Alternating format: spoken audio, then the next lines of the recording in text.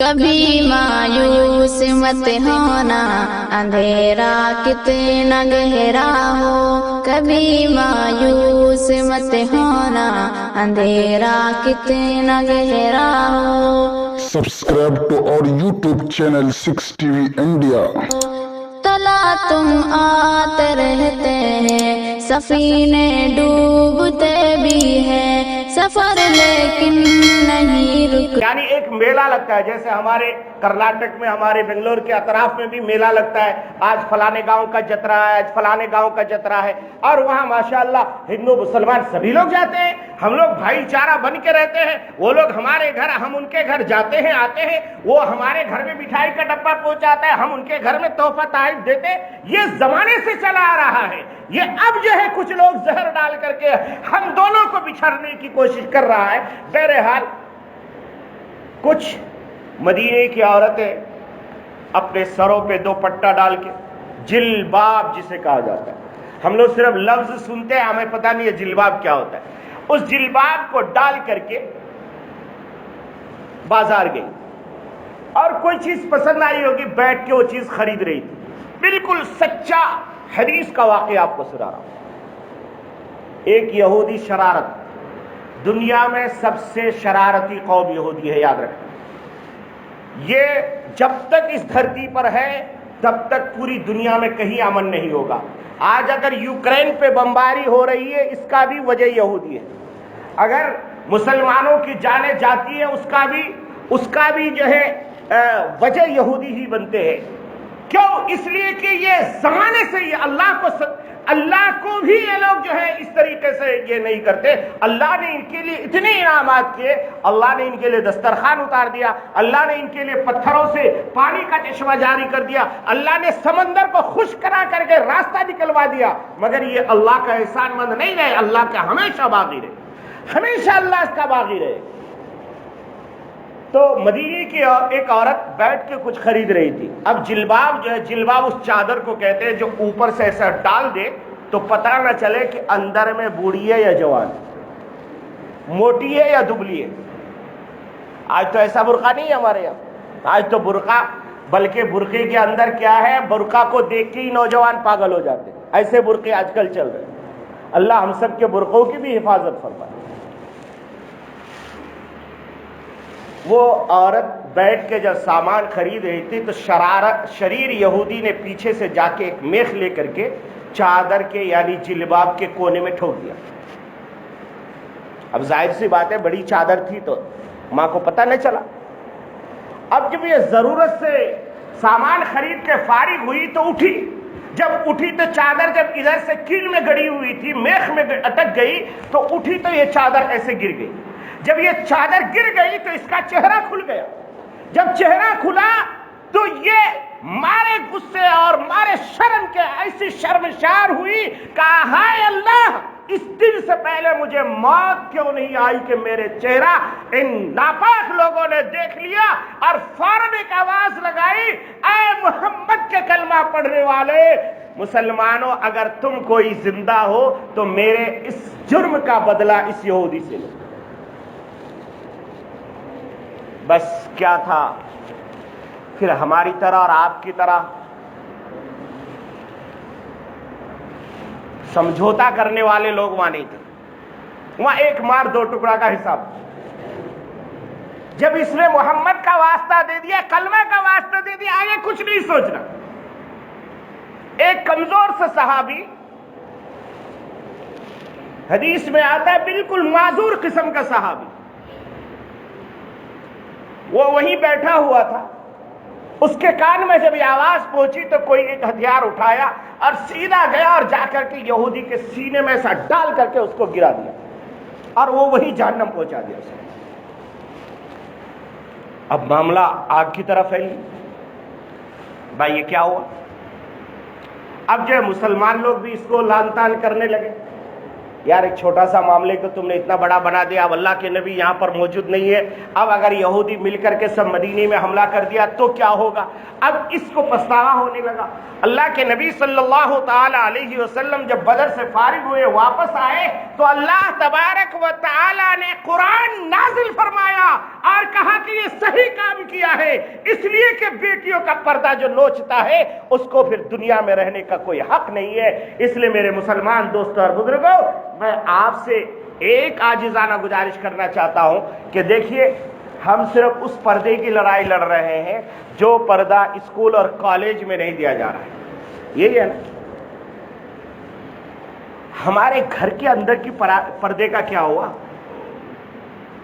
अल्लाह तबारक व ताला ने सूरतुल अहज़ाब के अंदर घर से बाहर के पर्दे को बयान फरमाया कि जब औरतें घर से बाहर निकले तो अपने सरों पे जिल्बाब डाल ले, चादर डाल ले, पर्दा कर ले और ऐसी पर्दा करे कि उनका जिस्म का कोई हिस्सा भी, ये अलग बात है कि आजकल के लोग बोलते हैं चेहरा का पर्दा नहीं है इसलिए यहां से खुला हुआ है। अब बताइए, अगर चेहरे का ही पर्दा नहीं है तो फिर पर्दा है किस चीज का भाई। आप अपने बेटे के लिए बहू देखने जाते हो, चेहरे को छुपा करके पूरा जिस्म दिखा दे, आप पसंद कर लोगे भाई? आप तो पूरा जिस्म देख ले, चेहरा मत देखो। पर्दा तो है ही नहीं ना चेहरा का।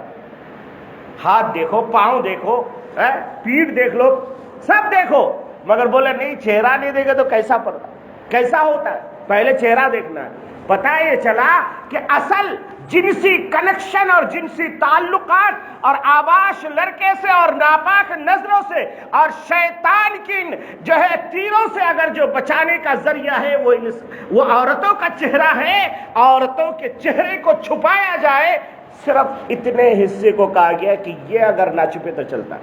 ये जो हिस्सा है ना, ये पेशानी का ये हिस्सा, ये हिस्सा अब बस इस तरीके से आप कर सकते हैं कि ये आंख और इतना हिस्सा अगर ओपन हो जाए तो कोई हरज नहीं है। हाथ का ये हथेली ओपन हो जाए कोई हरज नहीं है। पांव का ये टखनों से नीचे अगर ओपन हो जाए तो कोई बात नहीं है। उसके अलावा पूरा का पूरा औरत जो है पर्दे में रहने की चीज है। अल्लाह के नबी सल्लल्लाहु अलैहि वसल्लम ने फरमाया अल मरअतु कुल्लुहा औरतुन, कि औरत यानी मरा यानी औरत पूरा का पूरा छुपाने के लिए, कुल्लुहा औरतुन, औरत के माना छुपना, छुपाना, यानी कि पूरा का पूरा अगर पोशीदा रहेगी तभी वो औरत है। ओपन थिएटर बन जाए और कहेंगे नहीं नहीं हम तो नीयत बहुत अच्छी रखते हैं, हमारे दिल में ऐसा कोई इरादा नहीं है।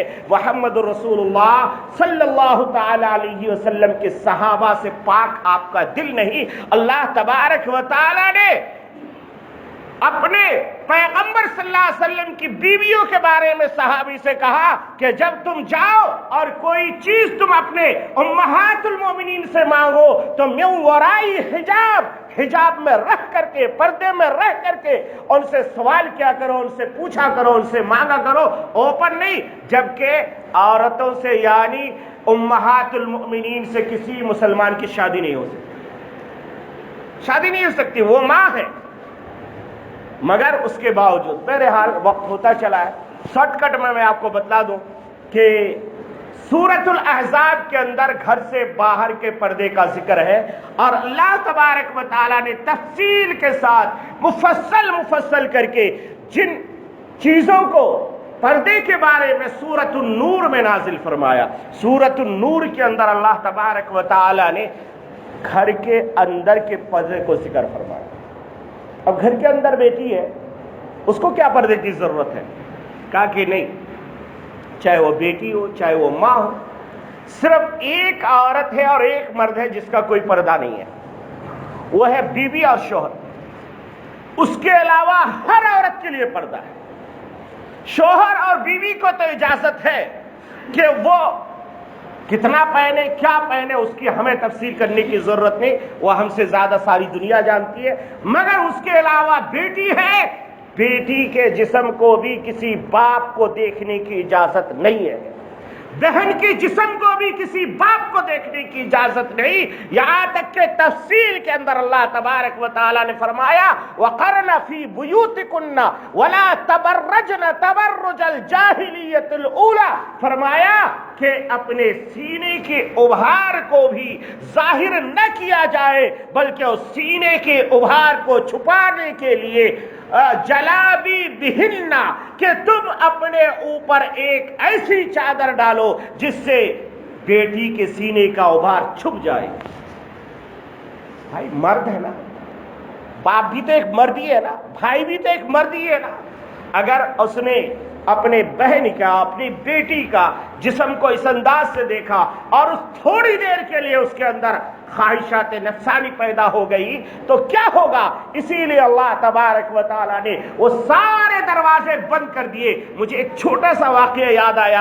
अमेरिका के अंदर एक डॉक्टर था, वो डॉक्टरों के ख्याल आया कि यार ये कुरान और ये हदीस और ये मुसलमान का अजीब कानून है कि औरतों को पैक करके रखता है, पर्दे में रखता है, फिर अगर उसकी शौहर मर जाए तो 4 महीना 10 दिन तक वो कहीं बाहर नहीं निकलती, और अगर तलाक दे दे तो फिर जो है वो 3 महीने तक जो है उसकी शादी नहीं हो सकती। वो डॉक्टर था, उसके ख्याल आया कि आखिर इसके अंदर लॉजिक क्या है। वो लोग तो लॉजिक वाली बात पर अमल करते हैं। तो उसने जो है रिसर्च करना शुरू किया। रिसर्च करते करते इस नतीजे पर पहुंचा कुरान और हदीस की रोशनी में कि औरतों का जो रहम होता है, उस रहम के अंदर जब एक मर्द मिलता है तो इसका जो ये होता है वो उस औरत के अंदर 3 हैज तक बाकी रह सकता है, यानी 2 हैज तक तो बाकी ही रहता है, तीसरा हैज जब आ जाए तब कुल्लियतन तौर पर साफ होता है, नहीं तो उसका कुछ ना कुछ जरासीम बाकी रहता है। अब 2 हैज या 1 हैज के बाद उसकी शादी हो गई, अब इसका मादा इसने जो मिला था तो वो कुछ ना कुछ बाकी रह गया। अब नए शौहर से मिला और मिलने के बाद उसके मादा मनविया से मिल करके बच्चा पैदा हुआ तो ये 2 बाप के बच्चे हो जाएंगे। तो उसको एक अजीब लगा, उसने रिसर्च करना शुरू किया। करते करते फिर जो है कहा कि अच्छा इस पे टेस्ट करते हैं। तो कई औरतों का उसने टेस्ट किया, एक है इसके बाद टेस्ट किया तो हाँ वही जरासीम पाए गए, फिर दूसरे के बाद टेस्ट किया तो उसके बाद जो है उसको ख्याल आया कि यार मैं अपना ही डीएनए क्यों ना टेस्ट कर लूं। उसके 3 बेटे थे,